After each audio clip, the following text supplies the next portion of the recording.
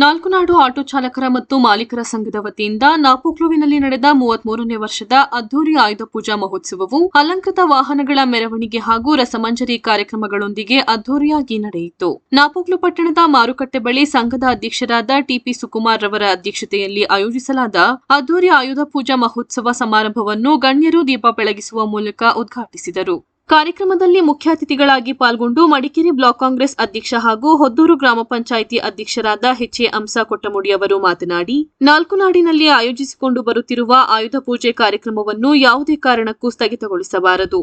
ನಮ್ಮ ದೇಶದ, ರಾಜ್ಯದ, ಜಿಲ್ಲೆಯ ಸಂಸ್ಕೃತಿ ಪರಂಪರೆಯನ್ನು ಬೆಳೆಸಬೇಕಾದರೆ ಇಂತಹ ಕಾರ್ಯಕ್ರಮಗಳು ಅವಶ್ಯ. ಕಾರ್ಯಕ್ರಮಗಳು ಇದೇ ರೀತಿ ಪ್ರತಿ ವರ್ಷವೂ ಆಯೋಜಿಸಬೇಕು. ಇದಕ್ಕೆ ಎಲ್ಲಾ ರೀತಿಯ ಸಹಕಾರ ನೀಡುವುದಾಗಿ ಭರವಸೆ ನೀಡಿ ಕಾರ್ಯಕ್ರಮಕ್ಕೆ ಶುಭ ಹಾರೈಸಿದರು. ನಾಪೋಕ್ಲು ಗ್ರಾಮ ಪಂಚಾಯಿತಿ ಅಧ್ಯಕ್ಷೆ ವನಜಾಕ್ಷಿ ರೇಣುಕೇಶ್ ಮಾತನಾಡಿ, ಆಯುಧ ಪೂಜೆ ಗತಕಾಲದಿಂದ ಆಯೋಜಿಸಿಕೊಂಡು ಬರುತ್ತಿರುವ ಹಬ್ಬವಾಗಿದೆ. ಇದನ್ನು ಮುಂದಿನ ಪೀಳಿಗೆಗೆ ತಿಳಿಸುವಂತಾಗಬೇಕೆಂದು ಕಾರ್ಯಕ್ರಮಕ್ಕೆ ಶುಭ ಕೋರಿದರು.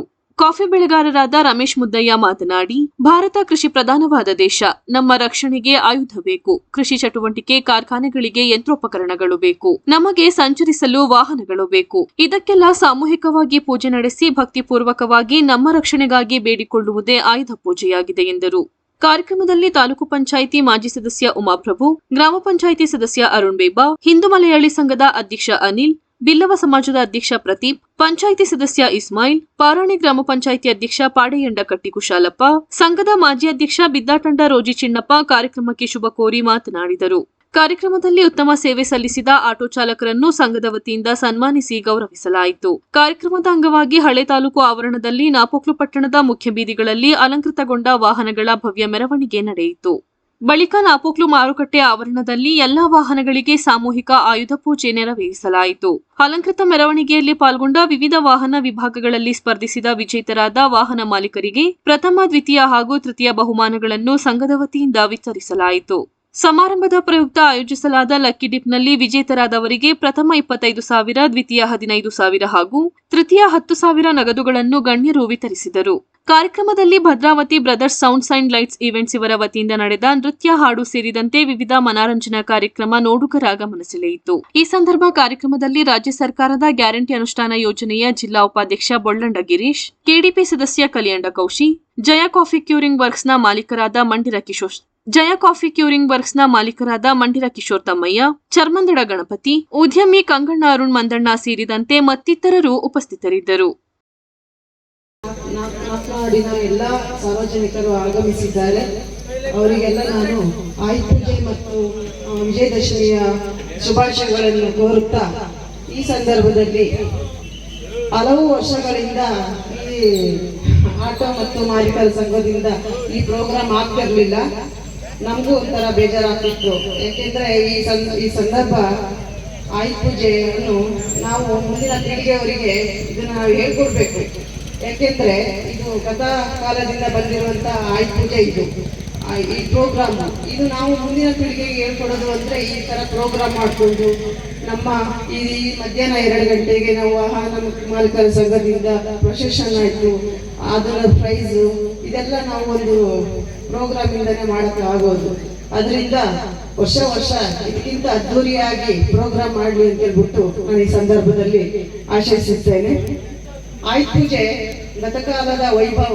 ದಸರಾ ಅಂದ್ರೆ ಅದು ನಮ್ಮ ಮುಂದಿನ ಪೀಳಿಗೆ ಮಕ್ಕಳಿಗೆ ನಾವು ಹೇಳ್ಕೊಡುವಂತಹ ಈ ಸುದಿನ ಈ ಆಯುಧ ಪೂಜೆ ದಿನ, ಇದನ್ನು ನಾವು ಅದ್ದೂರಿಯಾಗಿ ಈ ಸಮಾರಂಭ ಮಾಡಿದ್ದಾರೆ. ಈ ಆಟೋ ಮತ್ತು ಮಾಲೀಕರ ಸಂಘಕ್ಕೆ ನಾನು ಧನ್ಯವಾದವನ್ನು ಹೇಳುತ್ತಾ ನನ್ನ 2 ಮಾತನ್ನು ಮುಗಿಸುತ್ತೇನೆ.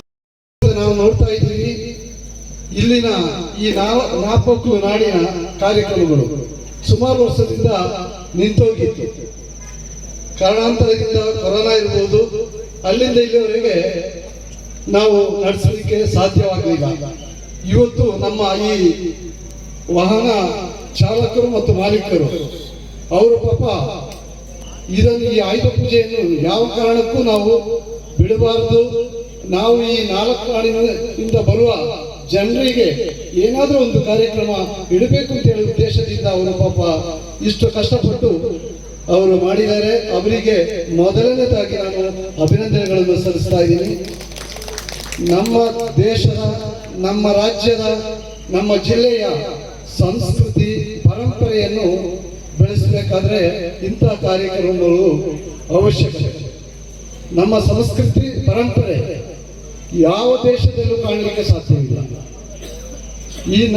ಈ ಸಂಸ್ಕೃತಿಯನ್ನು ನಾವು ಯಾವ ಕಾರಣಕ್ಕೂ ಮರೆಯಲಿಕ್ಕೆ ಆಗೋದಿಲ್ಲ. ಇಷ್ಟು ಸುಂದರವಾದ ಒಂದು ವೇದಿಕೆ, ಆಯುಧ ಪೂಜೆ ಇರಬಹುದು. ಬೆಳಗಿಂದ ನಮ್ಮ ವಾಹನಗಳನ್ನು ಸ್ವಚ್ಛಗೊಳಿಸಿ ಪ್ರತಿ ಒಂದು ವರ್ಷಕ್ಕೊಮ್ಮೆ ಒಂದ್ಸತಿ ನಾವು ಈ ಕಾರ್ಯಕ್ರಮಗಳನ್ನು ಮಾಡ್ತಾ ಇದ್ದೀವಿ. ನಾವು ಹೋಗುವ ವಾಹನಗಳಿರ್ಬೋದು, ನಾವು ಉಪಯೋಗಿಸುವ ಎಲೆಕ್ಟ್ರಾನಿಕ್ ಇನ್ನಿತರ ವಿಷಯಗಳಲ್ಲಿ ಪೂಜೆ ಮಾಡುವುದು ನಮಗೆ ಒಳ್ಳೆಯ ಒಂದು ಕಾರ್ಯಕ್ರಮ. ಇದು ಯಾವ ಕಾರಣಕ್ಕೂ ಈ ವಾಹನ ಚಾಲಕರ ಮಾಲೀಕರಿಗೆ ನಾವು ಯಾವಾಗಲೂ ಸಪೋರ್ಟ್ ಮಾಡಬೇಕಾದಂತ ಅವಶ್ಯಕತೆ ಇದೆ. ಇದು ನಿಲ್ಲಿಸಬಾರದು. ಅವರಿಗೆ ಯಾವ ಕಾರಣಕ್ಕೂ ಯಾವ ತೊಂದರೆಯೂ ಆಗಬಾರ್ದು. ನಾವು ನೋಡ್ತಾ ಇದ್ದೀವಿ, ಆಟೋ ಚಾಲಕರಿಗೆ ವಾಹನ ನಿಲ್ಲಿಸಲಿಕ್ಕೆ ಸಾಧ್ಯ ಆಗ್ತಾ ಇಲ್ಲ. ಅಂತ ಒಂದು ನಾಪಕ್ಕು ತುಂಬಾ ಬೆಳೀತಾ ಇದೆ. ಬೆಳೆಯುವ ಒಂದು ನಾಡು ಇದು ನಾಪಕ್ಕು. ನಾವೆಲ್ಲ ಸೇರಿ ಉತ್ತಮವಾದಂತ ಶಾಸಕರಿದ್ದಾರೆ, ಅವರಿಗೆ ನಾವೆಲ್ಲ ಮನವರಿಕೆ ಮಾಡಿ ನಮ್ಮ ಈ ನಾಪಕ್ಕನ್ನು ಒಂದು ಸ್ವಚ್ಛ ನಾಪಕ್ಕು ಆಗಿ ಪರಿವರ್ತನೆ ಮಾಡಬೇಕಾಗಿದೆ. ಮಾರ್ಕೆಟ್ ಇರ್ಬೋದು, ಕ್ಲೀನಿಂಗ್ ಇರ್ಬೋದು, ಎಲ್ಲ ವಿಷಯದಲ್ಲೂ ಸ್ವಚ್ಛತೆ ಬಗ್ಗೆ ನಮ್ಮ ನಾಪಕ್ಕಳು ಯಾವಾಗಲೂ ಮುಂದೆ ಇರಬೇಕು ಅಂತೇಳಿ ನನ್ನ ಆಸೆ. ಅದೇ ರೀತಿ ನಾಪಕ್ಕಳಿನ ಈ ವಾಹನ ಚಾಲಕರು ಮಾಲೀಕರು ಅವ್ರು ನೋಡ್ತಾ ಇದ್ದಾರೆ, ಪ್ರತಿಯೊಂದು ಕಾರ್ಯಕ್ರಮ ಮಾಡಬೇಕಾದ್ರೆ ಅವರೇ ಮುಂದೆ ಬರೋದು. ಯಾವ ವಿಷಯಕ್ಕೂ ಎಲ್ಲ ವಿಷಯಕ್ಕೂ ಏನಾದರೂ ಸಮಸ್ಯೆ ಆದರೂ ಎಲ್ಲ ವಿಷಯಕ್ಕೂ ಅವರು ಬಂದು ನಿಲ್ತಾರೆ. ನಾನು ನೋಡ್ತಾ ಇದ್ದೀನಿ, ಅದರ ಅಧ್ಯಕ್ಷರು, ಅವರ ತಂಡ ಇದೇ ರೀತಿ ಮುಂದುವರಿಯಲಿ. ನಮ್ಮ ಎಲ್ಲ ಬೆಂಬಲ ನಿಮ್ಮೊಟ್ಟಿಗೆ ಇದ್ದೀವಿ ಅಂತೇಳಿ ನಾನು ಬಯಸ್ತಾ ನನ್ನ 2 ಮಾತುಗಳನ್ನು ಮುಗಿಸ್ತೇನೆ. ಜೈ ಹಿಂದ್ ಭಾರತ್. ಎಲ್ಲ ಆಯುಧ ಪೂಜೆ ವಿಚಾರವನ್ನು ತಮ್ಮ ಹಿತನುಡಿಯನ್ನು ಹೇಳಿದರೆ, ಹಾಗೆ ನಮ್ಮ ಈ ವಾಹನ ಚಾಲಕ ಮಾಲೀಕರವರು ತುಂಬಾ ವರ್ಷಗಳ ಹಿಂದೆ ನಡೆಸ್ತಾ ಬರ್ತಾ ಇದ್ದರು. ಈಗಾಗಲೇ ಒಂದು 7-8 ವರ್ಷಗಳಿಂದ ಇದು ನಿಂತೋಯ್ತು. ಈ ಕಾರ್ಯಕ್ರಮ ಮುಂದಿನ ವರ್ಷಗಳಲ್ಲಿ ಯಶಸ್ವಿಯಾಗಿ ನಡೆಯಲಿ. ಹಾಗೆ ನಿಮಗೆ ನಮ್ಮ ಅಧ್ಯಕ್ಷರಿಗೆ ನಮ್ಮ ಸಹಕಾರ ಇದ್ದೇ ಇರ್ತದೆ. ಹಾಗೆ ನಿಮಗೆ ಆಯುಧ ಪೂಜೆ ಹಾಗೂ ವಿಜಯದಶಮಿಯ ಶುಭಾಶಯನ್ನು ಹೇಳುತ್ತಾ ನನ್ನನ್ನು ಕರೆಸಿ 2 ಮಾತನಾಡಲು ಅವಕಾಶ ಮಾಡಿಕೊಟ್ಟಂತ ನಮ್ಮ ಅಧ್ಯಕ್ಷರಿಗೂ, ಆಡಳಿತ ಮಂಡಳಿಯವರಿಗೂ ಹಾಗೂ ಆಟೋ ಚಾಲಕದವರಿಗೂ, ಎಲ್ಲ ನಮ್ಮ ಸಿಬ್ಬಂದಿ ವರ್ಗದವರಿಗೆ ಧನ್ಯವಾದವನ್ನು ಹೇಳುತ್ತಾ ನನ್ನ 2 ಮಾತನ್ನು ಮುಗಿಸ್ತೇನೆ. ನಮಸ್ಕಾರ, ಜೈ ಹಿಂದ್. ನಾಪೋಕ್ಲು ಆಟೋ ಚಾಲಕ ಮತ್ತು ಮಾಲೀಕರ ಸಂಘದ ಪ್ರಯತ್ನ ತುಂಬಾ ಇದೆ ಅಂತ ಹೇಳಿದ್ರೆ ತಪ್ಪಾಗಲಿಕ್ಕಿಲ್ಲ. ಅವರ ಒತ್ತಡದ ಮಧ್ಯೆಯೂ ಈ ಒಂದು ಕಾರ್ಯಕ್ರಮವನ್ನು ಅದ್ದೂರಿಯಾಗಿ ಅಚ್ಚುಕಟ್ಟವಾಗಿ ಆಯೋಜನೆ ಮಾಡಿದ್ದಾರೆ. ಇದಕ್ಕೆ ನಿಮಗೆ ನಮ್ಮ ಎಲ್ಲರ ಪರವಾಗಿ ನಿಮಗೆ ಒಂದು ಅಭಿನಂದನೆ ಸಲ್ಲಿಸುತ್ತಾ, ನಾಡಿನ ಜನತೆಗೆ ವಿಜಯದಶಮಿ ಹಾಗೂ ಆಯುಧ ಪೂಜೆಯ ಶುಭಾಶಯದೊಂದಿಗೆ ತಾಯಿ ಚಾಮುಂಡಿ ಆಶೀರ್ವಾದ ಈ ನಾಡಿನ ಸರ್ವ ಜನರ ಮೇಲೆ ಇರಲಿ. ಈ ಆಯುಧ ಪೂಜೆಯನ್ನು ಅಥವಾ ಈ ಸಮಾರಂಭದ ಒಂದು ಮಹತ್ವವನ್ನು ಹೇಳಲಿಕ್ಕೆ ನಾನು 4 ಮಾತಾಡಲಿಕ್ಕೆ ಇಷ್ಟಪಡ್ತೇನೆ. ಹಾಗೆ ಮಾನ್ಯ ಎಲ್ಲ ನಾಗರಿಕ ಬಂಧುಗಳೇ, ಆಯುಧ ಪೂಜೆ ಅಂದರೆ ನಮ್ಮಲ್ಲಿರುವಂಥ ಆಯುಧಗಳು, ಕೋವಿ, ಕತ್ತಿ, ಈಟಿ, ಬಚ್ಚಿ ಎಲ್ಲ ಆಯುಧ ಗೊತ್ತಲ್ಲ ನಮಗೆ. ನಿಮ್ಮ ರಕ್ಷಣೆಗಾಗಿ ಅಥವಾ ಕೃಷಿಗಾಗಿ ಬಳಸುವಂಥ ಎಲ್ಲ ಆಯುಧಗಳು ನಮ್ಮ ಆಯುಧಗಳು. ಒಂದು ರಕ್ಷಣೆಗಾಗಿದ್ದರೆ, ಒಂದು ಕೃಷಿ ಚಟುವಟಿಕೆಗಳಿಗೆ. ಹಾಗೆ ಇವತ್ತು ವಾಹನಗಳನ್ನು ಶೃಂಗಾರ ಮಾಡಿ ವಾಹನಕ್ಕೆ ಆಯುಧ ಪೂಜೆ ಮಾಡಿದ್ದಾರೆ. ಈ ವಾಹನ ಮತ್ತು ಯಂತ್ರಗಳನ್ನು ಇವತ್ತು ಪೂಜೆ ಮಾಡ್ತಾರೆ. ಇದರ ಮಹತ್ವ ಅಂದರೆ, ನಾವು ಈ ಭಾರತ ದೇಶ ಕೃಷಿ ಪ್ರಧಾನವಾದ ದೇಶ. ನಮಗೆ ರಕ್ಷಣೆಗೆ ಆಯುಧ ಬೇಕು. ಹಾಗೆ ನಾವು ಕೃಷಿ ಮಾಡಬೇಕಾದ್ರೆ ಯಂತ್ರೋಪಕರಣ ಬೇಕು. ಹಾಗೆ ಕಾರ್ಖಾನೆಗಳು ನಡಿಬೇಕಾದ್ರೆ ಯಂತ್ರೋಪಕರಣ ಬೇಕು. ಹಾಗೆ ನಾವು ಊರಿಂದ ಊರಿಗೆ, ಮನೆಯಿಂದ ಮನೆಗೆ ಹೋಗಬೇಕಾದ್ರೆ ವಾಹನ ಬೇಕು. ಇದಕ್ಕೆಲ್ಲ ಇರುವಂತ ಒಂದು ವಾಹನಕ್ಕಾಗಲಿ ಆಯುಧಕ್ಕಾಗಲಿ ಭಕ್ತಿಪೂರ್ವಕವಾಗಿ ಪೂಜೆ ಸಲ್ಲಿಸಿ, ನೀನು ನನ್ನನ್ನು ಕಾಪಾಡು, ನನಗೆ ರಕ್ಷಣೆ ಕೊಡು ಅಂತೇಳಿ ಬೇಡಿಕೊಳ್ಳೋದೇ ಈ ಆಯುಧ ಪೂಜೆಯ ಒಂದು ಸಂದೇಶ ಅಂತೇಳಿ ತಪ್ಪಾಗಲಾರದು. ಯಾಕೆಂದ್ರೆ ನಾವು ಭೂಮಿ ತಾಯಿಯನ್ನು ಪೂಜೆ ಮಾಡ್ತೀವಿ. ಹಾಗೆ ನಮ್ಮ ಯಂತ್ರಗಳನ್ನು, ಆಯುಧಗಳನ್ನು ಪೂಜೆ ಮಾಡಿ ಅದಕ್ಕೆ ನಮಸ್ಕಾರ ಮಾಡೋದು ನಮ್ಮ ಶ್ರೇಷ್ಠ ಸಂಸ್ಕೃತಿ, ಭಾರತೀಯ ಸಂಸ್ಕೃತಿ ಅಂತೇಳಿ ತಪ್ಪಾಗಲಾರ್ದು. ಈ ರೀತಿಯಲ್ಲಿ ನಾವು ಇವತ್ತು ಆಯುಧ ಪೂಜೆಯನ್ನು ನೆರವೇರಿಸಿ ಇವತ್ತು ಸಭಾ ಕಾರ್ಯವನ್ನು ನಡೀತಾ ಇದ್ದೇವೆ. ಹಾಗೆ ಈ ಸಂದರ್ಭದಲ್ಲಿ ವಾಹನ ಚಾಲಕರ ಮತ್ತು ಮಾಲೀಕರ ಸಂಘದ ಮಿತ್ರರಿಗೆ 4 ಹಿತನುಡಿಗಳನ್ನ ಹೇಳಲಿಕ್ಕೆ ಬಯಸ್ತೇನೆ. ಮಾನ್ಯ ಮಿತ್ರರೇ, ವಾಹನ ಮಾಲೀಕರು ಬೇರೆ, ಚಾಲಕರು ಬೇರೆ. ವಾಹನ ಮಾಲೀಕರಾದವರು ಚಾಲಕರಾಗಿರ್ತಾರೆ, ವಾಹನ ಇದ್ದವರು ಚಾಲಕರಾಗಿ ಬೇರೆಯವರು ಇಟ್ಕೊಳ್ತಾರೆ. ಇದೆಲ್ಲವೂ ನಮ್ಮ ಬದುಕಲಿಕ್ಕೆ ಒಂದು ದಾರಿ. ಈ ಸಮಾಜದಲ್ಲಿ ಎಲ್ಲರೂ ಶ್ರೀಮಂತರಿಲ್ಲ, ಎಲ್ಲರೂ ಬಡವರಿಲ್ಲ. ಏನಾದರೂ ಒಂದು ವೃತ್ತಿ ಮಾಡಿ ಬದುಕೋದು ಮಾನವ ಸಹಜ ವೃತ್ತಿ. ಮನುಷ್ಯ ಬದುಕಬೇಕಾದ್ರೆ ಯಾವುದಾದ್ರೂ ವೃತ್ತಿ ಬೇಕು. ಒಂದು ಕೃಷಿ ಇರ್ಬೋದು, ಉದ್ಯೋಗ ಇರ್ಬೋದು, ಕೈಗಾರಿಕೆ ಇರ್ಬೋದು, ವ್ಯಾಪಾರ ಇರ್ಬೋದು, ಅಥವಾ ರಾಜಕೀಯ ಇರ್ಬೋದು. ಇದೆಲ್ಲ ಒಂದು ವೃತ್ತಿ. ಈ ವೃತ್ತಿಯನ್ನು ನಡೆಸ್ಕೊಂಡು ನಾವು ನಮ್ಮ ಸಂಸಾರವನ್ನು ನಡೆಸ್ಕೊಳ್ಳೋದೇ ನಮ್ಮ ಈ ಜೀವನದ ಕ್ರಮ. ಯಾರು ದುಡಿಯದೆ ಯಾರಿಗೂ ಏನು ಸಿಗೋದಿಲ್ಲ. ಯಾರೇ ಆಗಲಿ ದುಡಿಬೇಕು, ದುಡಿದ್ರೆ ಮಾತ್ರ ಅನ್ನ ಆಹಾರ ಸಿಗೋದು, ನಮ್ಮ ಸಂಸಾರ ನಡೆಯೋದು. ಅದರಿಂದ ವಾಹನ ಚಾಲಕರು ಒಂದು ವಿಚಾರದಲ್ಲಿ ನೀವು ದೇವರು ಬಿಟ್ಟರೆ, ಡಾಕ್ಟ್ರು ಬಿಟ್ಟರೆ, ವಾಹನ ಚಾಲಕರು ಒಂದು ನಮಗೊಂದು ದೇವರ ಸಮಾನ ಅಂತ ಹೇಳಿದ್ರೆ ತಪ್ಪಾಗಲಾರ್ದು. ಯಾಕಂದರೆ ನೆಲಮಾರ್ಗ ಇರ್ಬೋದು, ವಾಯುಮಾರ್ಗ ಇರ್ಬೋದು, ಜಲಮಾರ್ಗ ಇರ್ಬೋದು, ಎಲ್ಲದರಲ್ಲೂ ಚಾಲಕರು ನಿಯತ್ತಾಗಿ ವಾಹನವನ್ನು ಚಲಾಯಿಸಿ ಜಾಗರೂಕತೆಯಿಂದ ಅದನ್ನು ನಡೆಸಿ ತಲುಪಬೇಕಾದ ಸ್ಥಳಕ್ಕೆ ತಲುಪಿಸಿದರೆ ಅವರು ನಮ್ಮ ದೇವರ ಸಮಾನ. ಎಲ್ಲಾದರೂ ಅಜಾಗರೂಕತೆಯಿಂದ, ಏನೋ ಅತಿ ವೇಗದಿಂದ ಅಥವಾ ಅವಸರದಿಂದ ನಡೆಸಿದ್ರೆ ಅವಘಡ ಸಂಭವಿಸಿ ಪ್ರಾಣಾಪಾಯ ಆಗ್ಬೋದು, ಕೈಕಾಲಿಗಳ ಆಗ್ಬೋದು. ಆದ್ರಿಂದ ನಿಮ್ಮಲ್ಲಿ ನಾನು ಕಳಕಳಿಯ ವಿನಂತಿ ಮಾಡ್ತೀನಿ, ವಾಹನ ಚಾಲಕರೇ, ನಿಮ್ಮ ಕೈಯಲ್ಲಿ ಹಲವಾರು ಜೀವಗಳು ಆ ವಾಹನದಲ್ಲಿ ಇರ್ತಾರೆ. ಆ ವಾಹನವನ್ನು ಜಾಗರೂಕತೆಯಿಂದ ನಡೆಸಿ ಅದನ್ನು ತಲುಪಬೇಕಾದ ಸ್ಥಳಕ್ಕೆ ತಲುಪಿಸಿದರೆ ನಿಮಗೆ ಧನ್ಯವಾದ, ದೇವರು ಆಶೀರ್ವಾದ ಮಾಡ್ತಾರೆ. ಆದ್ದರಿಂದ ಅವಸರವೇ ಅವಘಡಕ್ಕೆ ಕಾರಣ ಅಂತ ಒಂದು ನಾನು ನೋಡಿದೆ. ಅದರಿಂದ ತಾವುಗಳು ತಮಗೆ ಸಿಕ್ಕಿದಂಥ ವಾಹನವನ್ನು ಅದನ್ನು ದೇವರ ಸಮಾನ ಅಂತೇಳಿ ಭಾವಿಸಿ ಅತಿ ಜಾಗರೂಕತೆ ನಡೆಸಿ ನಿಮ್ಮನ್ನು ನಂಬಿದಂಥ ಜೀವಗಳಿಗೆ ರಕ್ಷಣೆ ಕೊಡಬೇಕಂತ ಈ ಸಂದರ್ಭದಲ್ಲಿ ಕೇಳ್ಕೊಳ್ತೀನಿ. ಹಾಗೆ ಯಾರು ಈ ದೇಶ ಮುಂದಿನ ಮುಂದುವರಿದ ಯುಗದಲ್ಲಿ ಮಕ್ಕಳನ್ನು ನಾವು ಬೆಳೆಸುವ ರೀತಿ ಬಹಳ ಅವಶ್ಯಕ. ಯಾಕೆ ಇದನ್ನು ಈ ವೇದಿಕೆಯಲ್ಲಿ ಹೇಳ್ತಿದ್ದೀನಿ ಅಂತ ಹೇಳಿದ್ರೆ, ಆಟೋ ಮಾಲೀಕರ ಹತ್ರ, ನಾವು ಚಾಲಕರ ಹತ್ರ ಕೇಳ್ಕೊಳ್ಳೋದೇನೆಂದರೆ, ನೀವು ಊರೂರು ಸುತ್ತೀರಿ, ನಮ್ಮ ಜೊತೆ ಗೊತ್ತಿರ್ತದೆ. ಪೊಲೀಸ್ ಇಲಾಖೆ ಇರಲಿ, ಸಾರ್ವಜನಿಕ ನಿಮ್ಮ ಹೆಸರನ್ನು ಗೌಪ್ಯವಾಗಿರ್ತಾರೆ. ಯಾಕೆಂದ್ರೆ ನಿಮಗೆ ಎಲ್ಲಾ ಜನರನ್ನು ಕಾಣ್ತಾರೆ.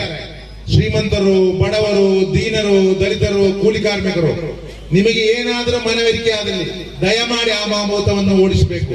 ಯಾಕೆ ಅಂತ ಹೇಳಿದ್ರೆ, ಇವಾಗ ಕೊರೋನಾ ಬಂದ ನಂತರ ಮೊಬೈಲ್ ನಲ್ಲಿ ಪ್ರಪಂಚ ಸಿಗ್ತಾ ಇದೆ. ಬಹುಶಃ ಅದರಿಂದ ಒಳ್ಳೆಯದು ಇದೆ, ಕೆಟ್ಟದು ಇದೆ. ಏನೇ ಇರಲಿ, ಕಳೆದ 33 ವರ್ಷಗಳ ಹಿಂದೆ ಶುರುವಾದಂತ ಈ ಆಯುಧ ಪೂಜಾ ಕಾರ್ಯಕ್ರಮ ಕೆಲವು ವರ್ಷಗಳ ಹಿಂದೆ ನಿಂತೋಗಿತ್ತು. ಆದರೂ ಸಮೇತ ತಾವು ಈ ಒಂದು ನಾಪೋಕ್ಲು ನಾಡಿನಲ್ಲಿ ವರ್ಷಂಪ್ರತಿ ನಾವು ದುಡಿಯುವುದಲ್ಲ, ನಾಪೋಕ್ಲು ನಾಡಿನ 4 ನಾಡಿನ ಜನರಿಗೆ ನಮ್ಮ ವಾಹನ ಚಾಲಕರ ಮತ್ತು ಮಾಲೀಕರ ವತಿಯಿಂದ ಏನಾದರೂ ಒಂದು ಒಳ್ಳೆಯ ಕಾರ್ಯಕ್ರಮ ಇರಬೇಕು ಅಂತ ಹೇಳಿ ತಾವು ಈ ಭದ್ರಾವತಿ ಬ್ರದರ್ಸ್ ವತಿಯಿಂದ ಪ್ರಸರಿ ಮಂಜರಿ ಕಾರ್ಯಕ್ರಮವನ್ನು ಮಾಡ್ತಿದ್ದೀರಿ.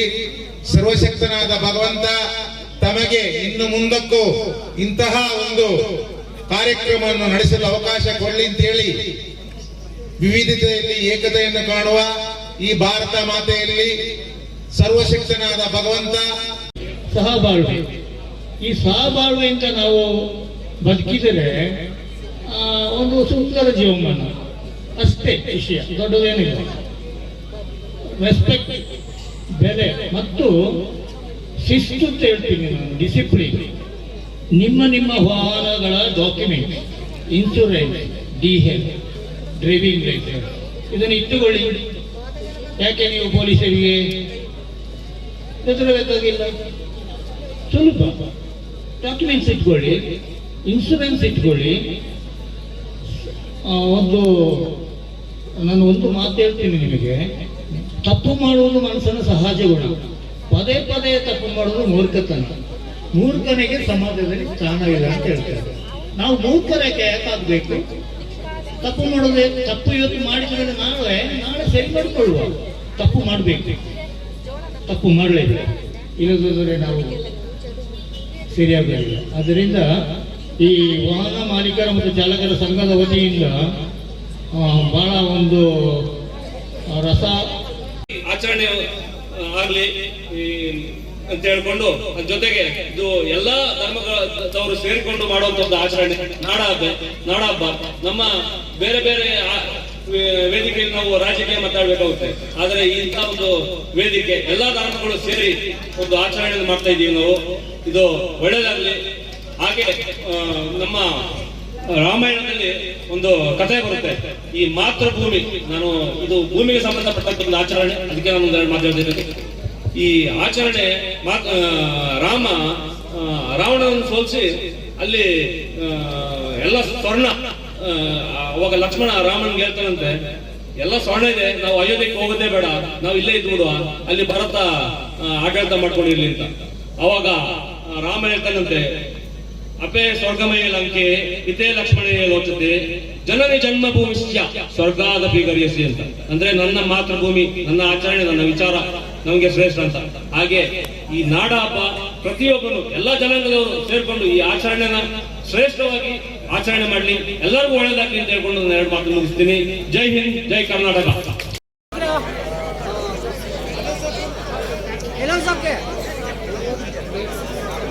ಮಾರಿಯಮ್ಮ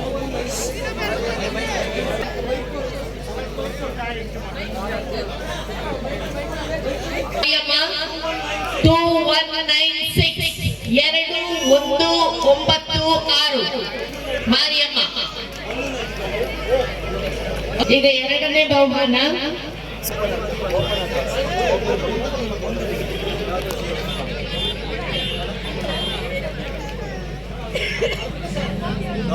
ಬಾಬು 4350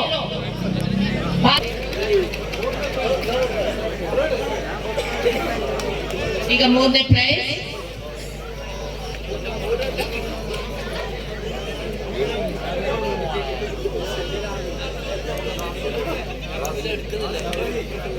$049